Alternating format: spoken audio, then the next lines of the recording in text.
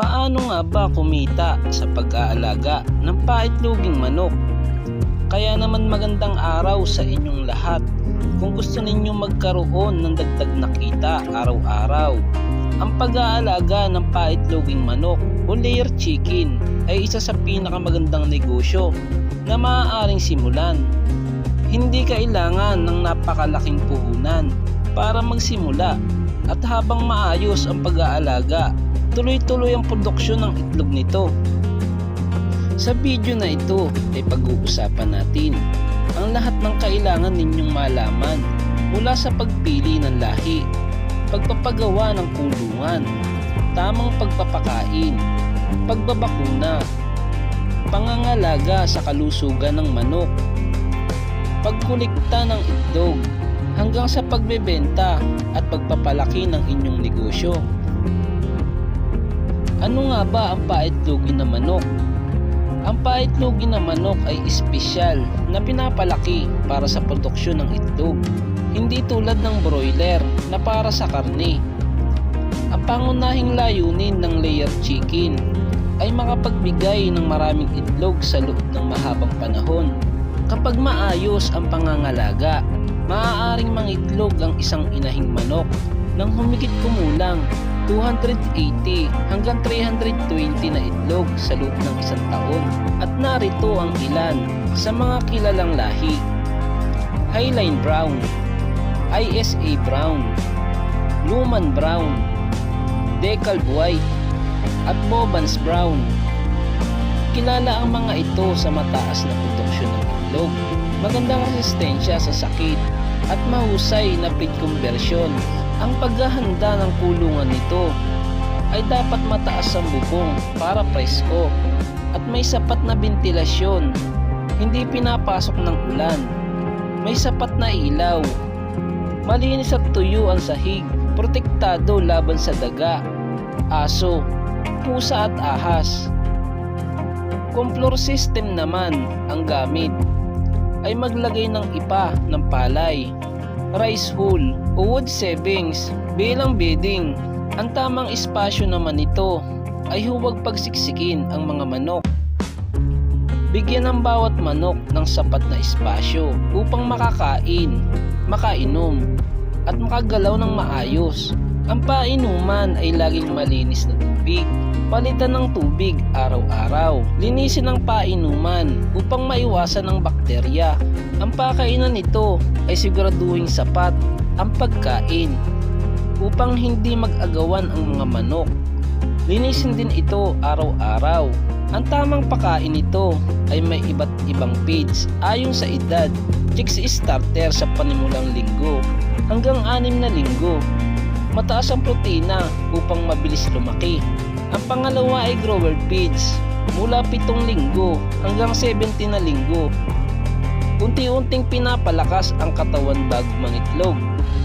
At ang pang-tatlo ay layer feeds, 18 linggo pataas. Mataas ang calcium upang maging matibay ang shell ng itlog. Napakahalaga ng calcium at maaari kang gumamit ng Crush's oyster shell, limestone, layer mash na may sapat na calcium, vitamina, regular na magbigay ng multivitamins, electrolyte kapag mainit ang panahon, at vitamin A, D, E, vitamin B complex, at bakuna. Makipag-ugnayan sa pinakamalapit na veterinaryo para sa tamang vaccination schedule.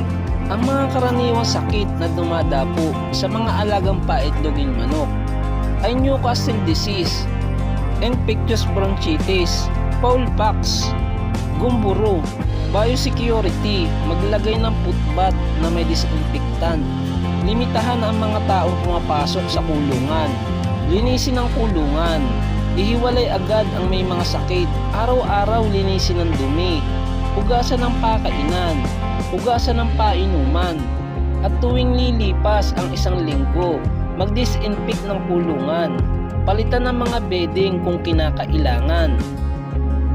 Ang ilaw ay kailangan ng mga layer chicken nang humigit kumulang 14 hanggang 16 na oras na liwanag bawat araw upang mapanatili ang mataas na produksyon ng itlog.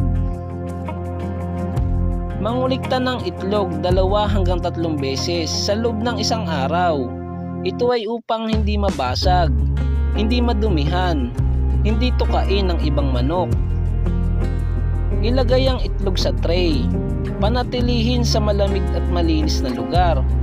Huwag ilagay sa direktang sikat ng araw o naiinitan. Ang mga karaniwang sakit. Ang mga sinyalis nito ay matamlay, walang ganang kumain, may sipon at ubo at pagtatai, namumutla ang palong, biglang pagbaba ng produksyon ng itlog. Kapag napansin mo ang sintomas, agad na ihiwalay ang may sakit at kumonsulta sa veterinaryo. Ang mga kalaban ng negosyong ito ay sobrang init, sobrang lamig, maruming kulungan, maruming tubig, daga, ahas, langaw at lamok. At paano naman papataas ang produksyon? Panatilihing malinis na kulungan, kumpletong nutrisyon, malinis na tubig, tamang ilaw, regular na bitamina, kumpletong bakuna, mababang stress. Maaaring ibenta ang itlog sa palengke, grocery, bakery, karinderya, hotel, restaurant, online at mga reseller.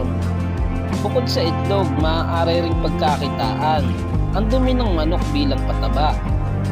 Pati ang mga lumang inahin matapos ang productive period, pagpapaysa ng itlog, kung fertilize.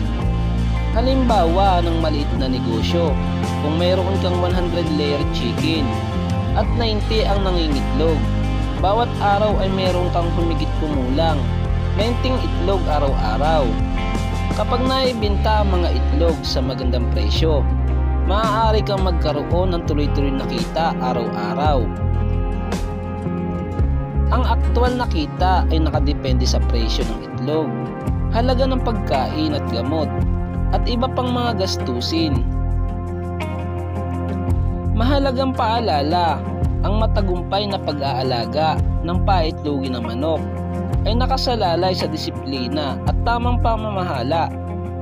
Hindi sapat ang pagbili lamang ng mga manok. Kailangan ng regular na paglilinis, tamang pagpapakain, sapat na tubig, wastong pagbabakuna, at maagap na pag-aalaga sa anumang sinyalis ng sakit. Kapag inaalagaan ninyo ng maayos ang inyong mga alagang manok, malaki ang posibilidad na magkaroon kayo ng tuloy-tuloy na produksyon ng itlog at isang matatag na pinagkukunan ng kita. Maraming salamat sa panonood. Kung nakatulong ang video na ito, ay huwag niyong kalimutang i-like, share, at mag-subscribe sa ating YouTube channel para sa mas marami pang gabay tungkol sa pag-aalaga ng hayop at mga negosyong pang-agrikultura. Hanggang sa susunod na video.